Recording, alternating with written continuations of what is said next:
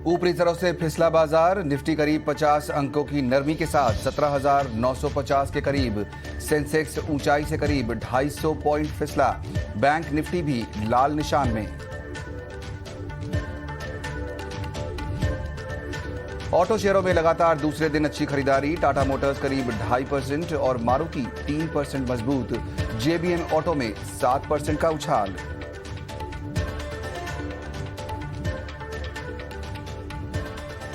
Reliance industries का share लगातार तीसरे दिन टूटा। आज करीब 1.5% गिरकर 2,500 के नीचे फिसला। कच्चे तेल की कीमतों में नरमी से शेयर पर दबाव।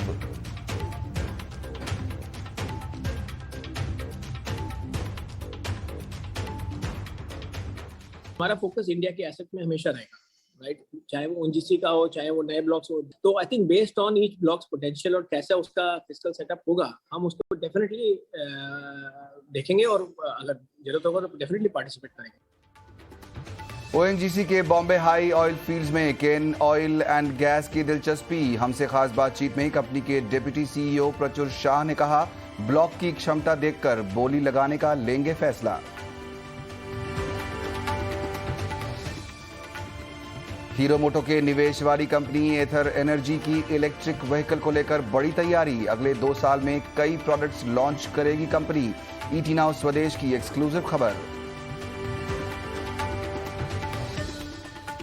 इंडिगो के सीईओ रॉननजॉय दत्ता ने एयर इंडिया के विनिवेश पर जताई खुशी। हमारे मैनेजिंग एडिटर निकुंज डालमिया से एक्सक्लूसिव बातचीत में कहा, अगर प्राइस वॉर हुआ तो उसके लिए एयर इंडिया जिम्मेदार नहीं होगा। राकेश झुंझुनवाला की एयरलाइंस आकाशा ने बोइंग को दिया $900 करोड़ का ऑर्डर। बोइंग से 72 विमान खरीदेगी।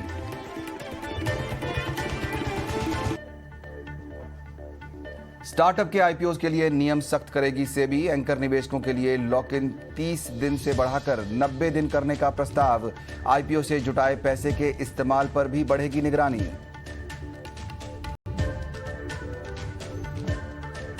और टार्सन प्रोडक्ट्स के आईपीओ का आज आखिरी दिन। अब तक 8 गुना से ज्यादा भरा। आज खुला गो फैशन का आईपीओ। शुरुआती 3 घंटे में ही पूरा सब्सक्राइब।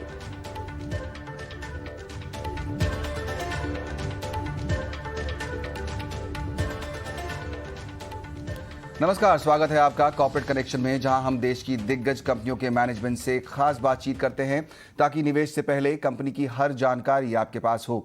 वित्तीय स्थिति से लेकर कंपनी की योजनाओं तक, ऑर्डर बुक से लेकर कर्ज तक, नए प्रोडक्ट लॉन्चेस से लेकर कारोबार की चुनौतियों तक, हर वो बारीक बात जिसका असर उस कंपनी के निवेशकों पर पड़ता है, तमाम पहलुओं पर होगी चर्चा कॉर्पोरेट कनेक्शन में। लेकिन इससे पहले कि हम आज के मेहमान को शामिल करें अपने शो में, एक नज़र डालते हैं कि बाजार में फिलहाल क्या हो रहा है। हमने देखा मार्केट जो है वो आज भी लाल निशान के साथ कारोबार करता दिखाई देगा। कोशिश हुई थी एक बार पॉजिटिव में जाने की, लेकिन अभी भी 17,950 के पास निफ्टी दिखाई देगा और 60,200 के आसपास आपको सेंसेक्स दिखाई देगा। दबाव एक बार फिर वही स्टॉक्स दे रहे हैं जो पिछले कुछ दिनों से बाजार को नीचे खींच रहे हैं। रिलायंस इंडस्ट्रीज पर नजर डालिए, पिछले 2 दिन से ये स्टॉक हमें गिरता हुआ दिखाई दे रहा है। आज भी आरआईएल का स्टॉक करीब 1.5% नीचे है और अब 2500 का भाव भी इसने तोड़ दिया है।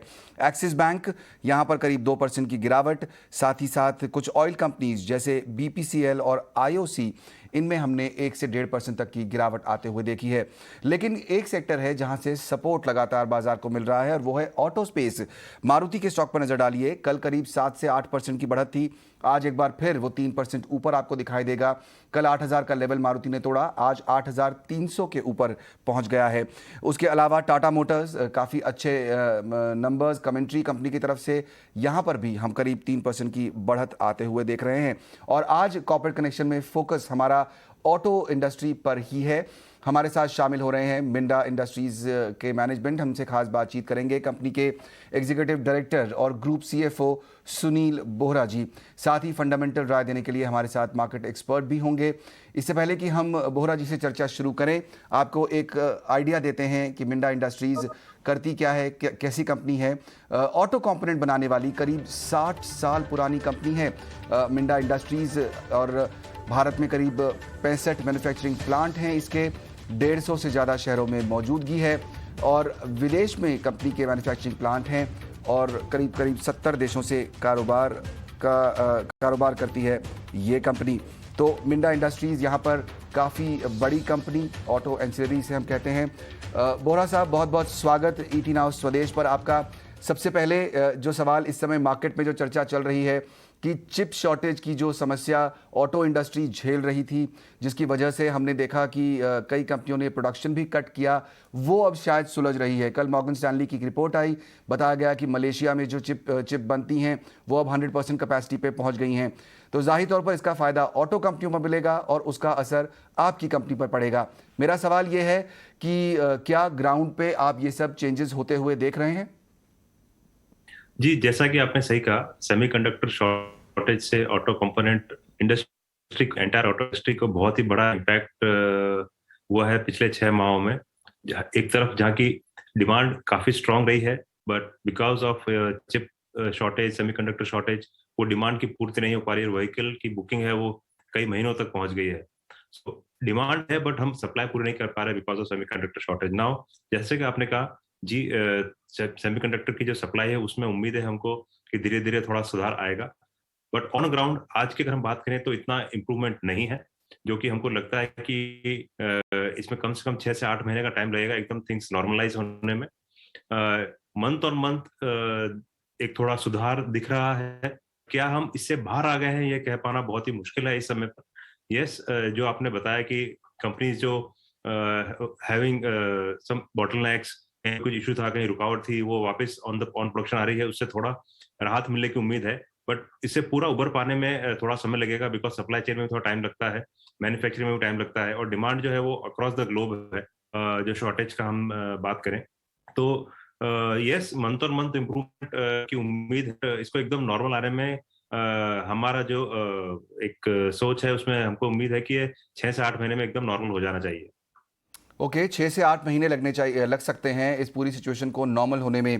बोरा साहब, आपकी कंपनी जो प्रोडक्ट्स बनाती है, चाहे वो इलेक्ट्रिकल इक्विपमेंट्स हो गाड़ियों के लिए, और दूसरे जो प्रोडक्ट्स हैं, हॉर्न्स हैं, लाइट्स हैं, ये आपकी कंपनी बनाती है। अब एक सवाल ये बनता है कि हम देख रहे हैं कि ऑटो इंडस्ट्री में एक बड़ा चेंज आ रहा है। जो अभी तक पेट्रोल डीजल से चलने वाली गाड़ियां हैं जो कंपनियां बनाती हैं, चाहे वो बड़ी टाटा मोटर्स हो या दूसरी कंपनियां, उनका प्लान अब है कि हम ईवी स्पेस में जाएंगे।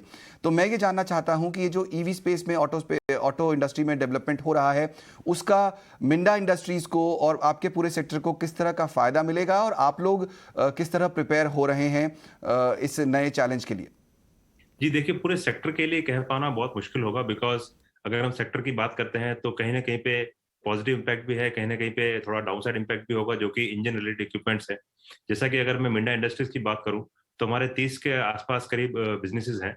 उसमें से खाली 2 बिजनेस ऐसे हैं जो कि एक फिल्टर है और एक सीएनजी गैस किट है, जिसमें एक सीधा सीधा इम्पैक्ट आता है कि अगर पूरी इंडस्ट्री ट्रांजिशन करती है from IC engine to EV engine तो ऑब्वियसली उसकी डिमांड नहीं होती है। बट अगर हम हमारा जो पूरा प्रोडक्ट पोर्टफोलियो देखें तो ऑलमोस्ट हमारा जो प्रोडक्ट पोर्टफोलियो है वो ईवी हो या आईसी इंजन हो, वो दोनों में लगता है, which is almost 98% of our total business. तो भले ही वो लाइट हो, भले ही वो स्विच हो, भले वो व्हील हो, ब्लो मोल्डिंग पार्ट्स हो, सेंसर्स हो, स्टीयरिंग व्हील हो, एयरबैग हो, सो ऑल दिस जो भी प्रोडक्ट है हमारे वो सारे ईवी में भी जाते हैं। सो हम ईवी को एक बहुत बड़े अपॉर्चुनिटी के रूप देख रहे हैं कि जो हमारा एग्जिस्टिंग किट वैल्यू है, एग्जिस्टिंग प्रोडक्ट है, वो तो जाएंगे ही, उसके ऊपर से हम और क्या कर सके। सो हमने इसमें हमारी जो स्ट्रेटेजी है, हमने शुरू में 7 प्रोडक्ट आइडेंटिफाई किए थे जो बढ़कर भी 9 प्रोडक्ट हो गए हैं, जो कि ईवी स्पेसिफिक प्रोडक्ट है, और उनमें से करीब 5 प्रोडक्ट ऐसे हैं कि ऑलरेडी प्रोडक्शन में जा चुके हैं, जिसके लिए हमारे पास ऑलरेडी एंकर कस्टमर है और बिजनेस चालू है। सो for Minda actually EV migration एक बहुत बड़ी अपॉर्चुनिटी के तौर पे उभर के आ रहा है। हमारा जो किट वैल्यू अगर हम बात करें टू व्हीलर का, तो एग्जिस्टिंग किट वैल्यू करीब 7,000 रुपए का है अगर मैं सारे प्रोडक्ट जोड़ दूं, और उसमें विद ईवी मॉडिफिकेशन और जो नए प्रोडक्ट में बात कर रहा हूँ वो अगर मैं जोड़ दूं तो ऑलमोस्ट पोटेंशियल जो है वो 4 गुना हो जाता है। जो 7,000 रुपए प्रति व्हीकल से हम बात कर रहे हैं करीब 28,000 रुपए प्रति व्हीकल की अपॉर्चुनिटी। यस, उसमें कुछ प्रोडक्ट होंगे जो हो सकता है कि डिफरेंट ओई स्ट्रेटेजी सबकी अलग अलग होती है, कोई डायरेक्ट हमसे ले, कोई ना ले, कंपटीशन भी होगा, हो सकता है कोई ओई खुद भी डेवलप करे। सो इस ये जो पूरा लैंडस्केप है इसको इवॉल्व होने में थोड़ा समय लगेगा। आज हमको पता है कि टू व्हीलर ईवी में काफी प्लेयर हैं देश में, काफी लोग जो है वो इंपोर्ट कर रहे हैं, और इंपोर्ट करके गाड़ी असेंबल करके मार्केट में बेच रहे हैं। बट जैसे जैसे ये वॉल्यूम बढ़ेगा वैसे वैसे कॉस्ट कम होगी, बिकॉज उसको लोकलाइज करना पड़ेगा, और जब लोकलाइज करेंगे तो मिंटा जैसे प्लेयर है उनको सीधा सीधा फायदा होगा। बिकॉज आज हम, जैसा आपने कहा कि हम इंडिया में हमारे करीब 65 प्लांट है, और हम एक स्ट्रेटेजिकली सारी जो लोकेशन है सब जगह हमारे मैन्युफैक्चरिंग बेस है। सो हमारे लिए रैंप अप करना will be relatively faster than comparison to others. So for Minda actually जैसा कि मैंने कहा, अभी हमारा फोकस टू व्हीलर और थ्री व्हीलर पे ज्यादा है फॉर ईवी परस्पेक्टिव, और हम फोर व्हीलर ईवी पे भी काफी काम कर रहे हैं, हमारे काफी प्रोडक्ट आइडेंटिफाइड है। बट अभी मार्केट में जो एक नॉर्मल कंसेंसस है वो ये है कि टू व्हीलर और थ्री व्हीलर में जो ईवी अडॉप्शन है वो काफी तेजी से आएगा, because of clear charging infrastructure. उसको आप इजीली कहीं पे भी चार्ज कर सकते हैं, चार्जिंग टाइम भी छोटा होगा, बैटरी भी छोटी होगी, आप घर पे चार्ज कर सकते हैं काफी फास्ट। और नॉर्मली आपको लेके हाईवे पे नहीं जाते तो कम माइलेज रेंज में भी ईवी एक फास्ट अडॉप्शन लगता है टू व्हीलर थ्री व्हीलर में, जो कि ये हमको उम्मीद है कि फोर व्हीलर में थोड़ा समय लगेगा। बिकॉज जब आप फोर व्हीलर लेते हैं तो आप चार्जिंग इंफ्रास्ट्रक्चर की बात करते हैं, आप उसको हाईवे पे लेके जाएंगे, आप उसको लॉन्ग डिस्टेंस पे लेके जाएंगे, तो उसमें चार्जिंग इंफ्रास्ट्रक्चर एक बहुत बड़ा रोल प्ले करता है। सो फ्रॉम मिंडा परस्पेक्टिव हम लोग काफी बुलिश हैं on EV transition, specifically on two wheeler and three wheeler and gradually four wheeler as well. और कई बड़ी कंपनियां क्लाइंट्स भी हैं आपकी टू व्हीलर स्पेस में, बजाज, केटीएम, हमने देखा हीरो, रॉयल एनफील्ड और टीवीएस जैसी कंपनियां हैं। एक सवाल आप ही के जो जवाब से निकल के आता है बोरा साहब, वो ये कि किस तरह का फिर हम रेवेन्यू एक्सपेक्ट कर सकते हैं आईसीई और ईवी? क्या आप लोगों ने कोई प्लानिंग की है, कोई डिमार्केशन आप कर पाए हैं कि फ्यूचर में रेवेन्यू डिस्ट्रीब्यूशन जो है वो ईवी से कितना आएगा और आईसीई से आने वाले समय में कितना हो सकता है? जी, जैसा कि हम बात कर रहे हैं, हमारे अगर एग्जिस्टिंग प्रोडक्ट हम लेके चलें तो एग्जिस्टिंग प्रोडक्ट तो सारे आईसी इंजन में भी जाएंगे और ईवी में भी जाएंगे। बट ईवी की जो सेल है या ईवी की ग्रोथ है वो एज एट करंट पॉइंट हम कह पाना बहुत मुश्किल है, वो किस रफ्तार से ग्रो करेगा। लोग काफी उसमें एस्टिमेट लगा रहे हैं कि it can be 20%, 30%, 40% in next 3 to 5 years EV as percentage of total two wheeler volumes. So जो भी ग्रोथ होगी उसमें जैसा कि आपने देखा होगा कि ऑटो एंसिलरी और ऑटो एंक सिस्टम्स प्लेयर्स जैसे मिंडा है, हमारा जो सीधा लिंकेज है वो ओई वॉल्यूम से है। सो ओई वॉल्यूम जो भी बढ़े, आईसी इंजन बढ़ेगा या ईवी बढ़ेगा, अगर हम हमारा मार्केट शेयर मेंटेन कर पाते हैं तो वो सीधी सीधी ग्रोथ जो है वो मिंडा के रेवेन्यू में दिखेगी। बट मैं अभी स्पेकुलेट नहीं करना चाहूंगा कि हाउ मच ईवी सेल होगी और how much non EV sale होगी, बिकॉज जो भी सेल होगी उसमें हमारा डायरेक्ट कोरिलेशन होगा। बिल्कुल, तो ज़ाहिर तौर पर ये इस पर भी बहुत निर्भर करता है कि जो आम ग्राहक हैं, जो कस्टमर्स हैं, वो ईवी को कितनी जल्दी अडाप्ट कर लेते हैं, और जब इलेक्ट्रिक व्हीकल आएंगे बाज़ार में, गाड़ियां आएंगी, तो कौन कितनी जल्दी, कितनी आसानी से उसे ख़रीदता है। चलिए एक सवाल आपके एक्सपोर्ट्स पे पूछ लेते हैं बोहरा साहब। अलग अलग जोग्राफीज़ में आपका बिजनेस है, आप लोग एक्सपोर्ट भी करते हैं। क्या प्लान है? प्रोडक्ट पोर्टफोलियो बढ़ाने का प्लान है यहाँ से आने वाले समय में? जी बिल्कुल, एक्सपोर्ट हमारा एक बहुत बड़ा फोकस है। अगर हम मिंडा की बात करें तो हमारे करीब 6 देशों में मैन्युफैक्चरिंग प्लांट है, और जो हम भारत से भी एक्सपोर्ट करते हैं वो टोटल मिला के करीब हमारा 15-16% रेवेन्यू का टोटल इंटरनेशनल रेवेन्यू है।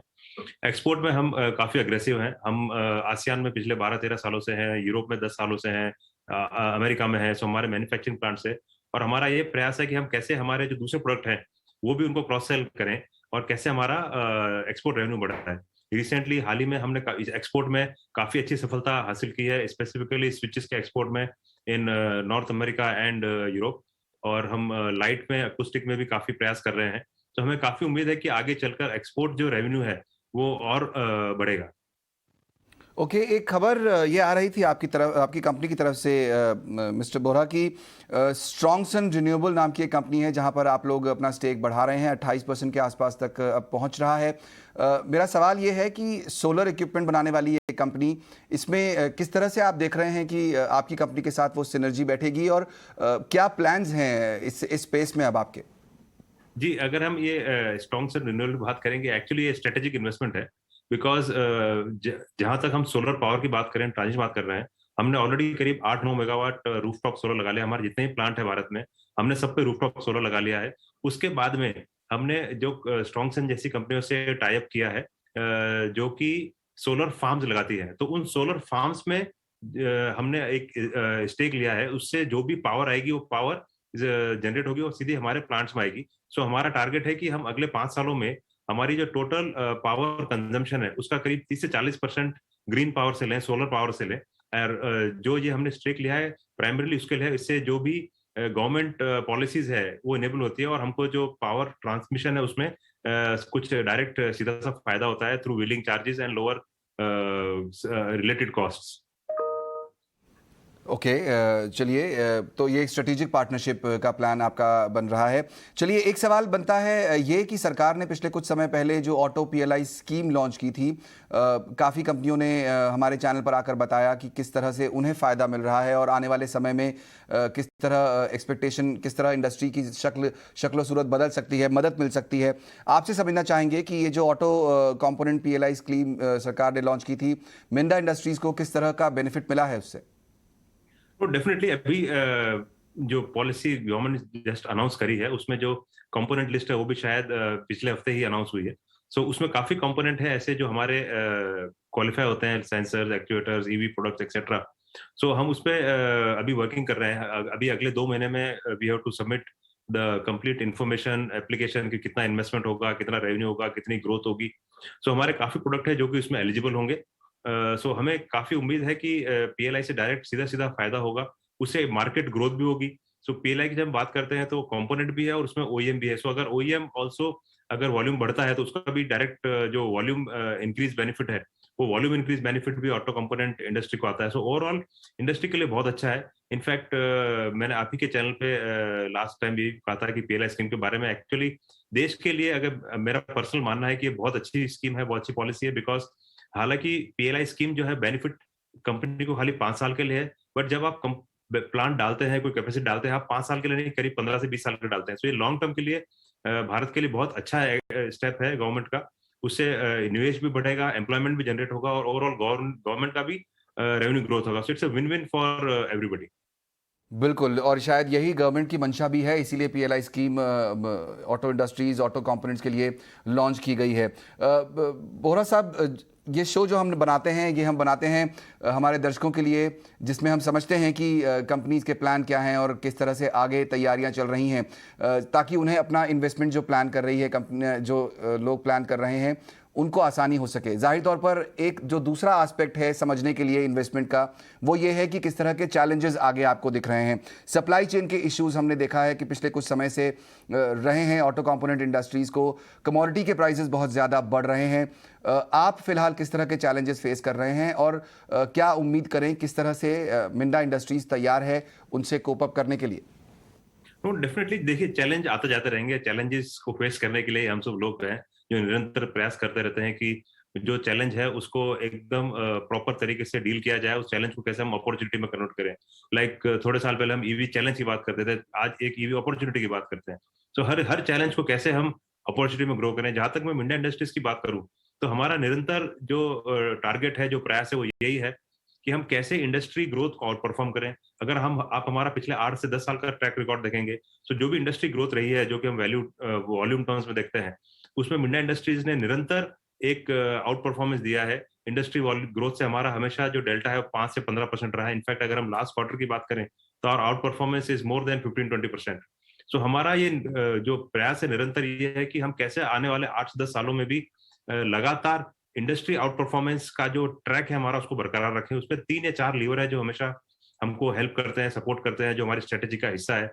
ये पहला है कि हम कैसे हम निरंतर हमारा जो किट वैल्यू है वो किट वैल्यू एनहांस करें, नए और बेहतर प्रोडक्ट्स मार्केट में लाएं, कस्टमर को दें।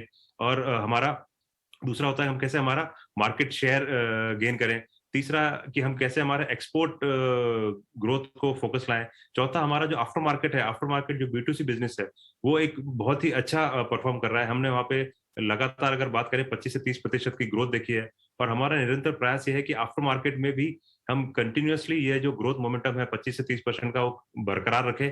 सो इंडस्ट्री से जो वॉल्यूम इम्पैक्ट है उसे थोड़ा इंडिपेंडेंट रहता है, because it's a pure B2C replacement market. So industry के अप एंड डाउन से इसको फर्क नहीं पड़ता ज्यादा। सो हमारा ये प्रयास रहता है कि हम कैसे इस आफ्टर मार्केट रेवेन्यू को भी निरंतर ग्रो करें। आज की तारीख में अगर हम बात करें तो पिछले 2 क्वार्टर से हमारा आफ्टर मार्केट रेवेन्यू करीब 250 करोड़ के आसपास रहा है, जो कि साल का करीब एनालाइज करें तो 1000 करोड़ हो गया, जो कि यही रेवेन्यू हमारा 4 साल पहले 500 साढ़े 500 करोड़ हुआ करता था। सो आफ्टर मार्केट में हमने काफी अच्छी ग्रोथ देखी है। 4-5 लीवर हमने बात करी, आई थिंक ये सब। और एक लास्ट जो मेन लीवर है वो प्रीमियमाइजेशन का, लाइक स्टील व्हील से अलॉय व्हील में जाना, या नॉर्मल हैलोजन लैंप से एलईडी लैंप में जाना, या नॉर्मल मैकेनिकल मैग्नेटिक हॉर्न से इलेक्ट्रोमैकेनिकल हॉर्न पे जाना। सो ये सारी चीजें जो है, kit value, number of switches गाड़ी में इंक्रीज होना, ये सारी चीजें हेल्प करती है कि हम लगातार एक इंडस्ट्री ग्रोथ को कैसे आउट परफॉर्म करें। और हमारा ये स्ट्रॉन्ग कन्विक्शन है कि हम इस पथ पर रहेंगे, और आगे 8 से 10 सालों में हम इंडस्ट्री ग्रोथ को निरंतर आउट परफॉर्मेंस का प्रयास करते रहेंगे। चलिए, बहुत अच्छी बात और बहुत बहुत शुभकामनाएं आपको बोहरा साहब। हम उम्मीद करेंगे कि मिंडा इंडस्ट्री जैसे अभी तक आउट परफॉर्म करती आई है इंडस्ट्री को, आने वाले समय में भी करती रहे। बहुत बहुत शुक्रिया आज हमारे कार्यक्रम में जुड़कर अपने व्यूज़ देने के लिए। तो वहाँ पर सुनील बोहरा, मिंडा इंडस्ट्रीज़ के ग्रुप सीएफओ और ईडी, बताते हुए कि क्या उनके आने वाले दिनों के प्लान्स हैं और किस तरह से जो ग्रोथ है कंपनी की उसको बरकरार रखा जाएगा। हमारे साथ अब आस्था जैन भी जुड़ गई हैं बताने के लिए। आस्था, स्वागत है आपका कार्यक्रम में। आपने मैनेजमेंट को सुना, काफ़ी अच्छे कमेंट्री मैनेजमेंट ने की है मिंडा इंडस्ट्रीज़ की यहाँ पर, और उम्मीद कर रहे हैं कि जो ईवी बिजनेस अब बढ़ेगा वो एक अपॉर्चुनिटी की तरह ही देखा जाएगा।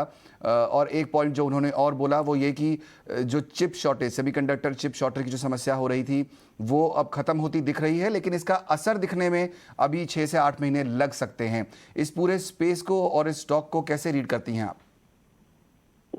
जी बिल्कुल, जिस तरह से यहाँ पे मैनेजमेंट काफी ज्यादा ऑप्टिमिस्टिक साउंड हो रहे थे ईवी बिजनेस को लेके, तो वो मेरे को ऐसा लगता है कि आगे जाते हुए काफी बढ़िया ग्रोथ यहाँ पे कंपनी को प्रदान करेगा। दूसरी तरफ देखा जाए तो जिस तरह से कंपनी के जो प्रोडक्ट्स हैं, सेंसर्स हुए या अलॉय व्हील्स हुए, उनका शेयर भी दिन पर दिन मेरे हिसाब से बढ़ेगा, तो उसका भी फायदा कंपनी को मिलेगा।